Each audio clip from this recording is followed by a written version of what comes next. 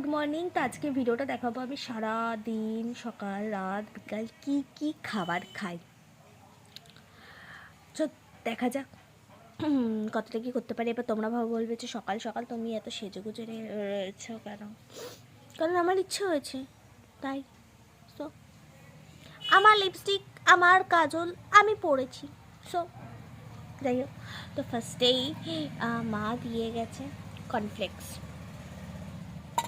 তো আমি কর্নফ্লেক্স দিয়ে কর্নফ্লেক্স দিয়ে না, আমি আমার সকালটা ফার্স্ট অফ শুরু করেছি হচ্ছে চা বিস্কুট দিয়ে।